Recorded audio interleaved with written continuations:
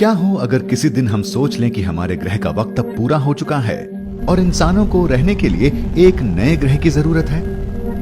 लेकिन एक पृथ्वी जैसी अच्छी रहने लायक जगह ढूंढने की बजाय हम अपना खुद का एक आर्टिफिशियल यानी कृत्रिम ग्रह इसी सौर मंडल में बनाने का फैसला कर लें। हमें एक नया ग्रह बनाने के लिए किस तरह की तकनीक की जरूरत होगी?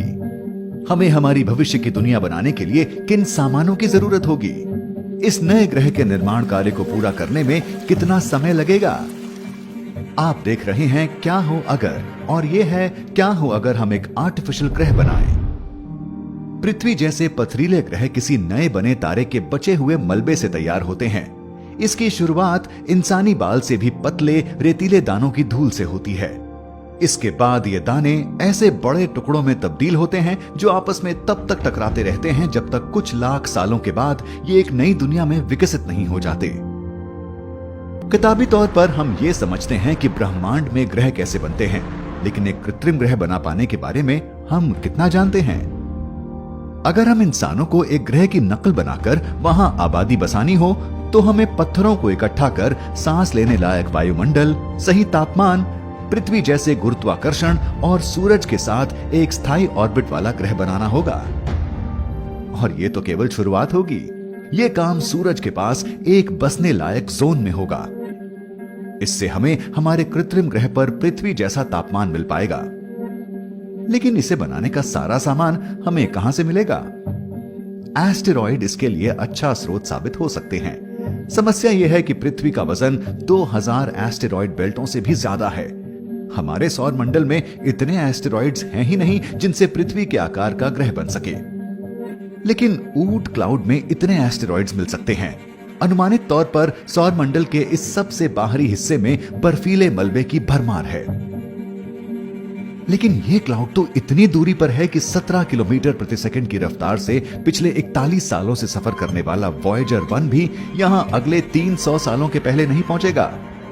और ये ऊट क्लाउड को पार करने में तो लगभग 30,000 सालों का वक्त ले सकता है। हमें इन टुकड़ों को धकेल कर सही दिशा में लाने के लिए एक तेज रफ्तार स्पेसक्राफ्ट की जरूरत होगी। हम दूसरे ग्रहों के चांद चुराने की कोशिश भी कर सकते हैं। जैसे कि बृहस्पति के सभी चांद हमें पृथ्वी का लगभग 7% हिस्सा बनाने की सामग्री दे सकते हैं। ये एक अच्छी शुरुआत होगी। अगर हम इन्हें बृहस्पति के ऑर्बिट से बाहर खींच पाते हैं तो उतने ही गुरुत्वाकर्षण को महसूस करने के लिए यह जरूरी नहीं कि हमारी नई दुनिया पृथ्वी जितनी ही बड़ी हो।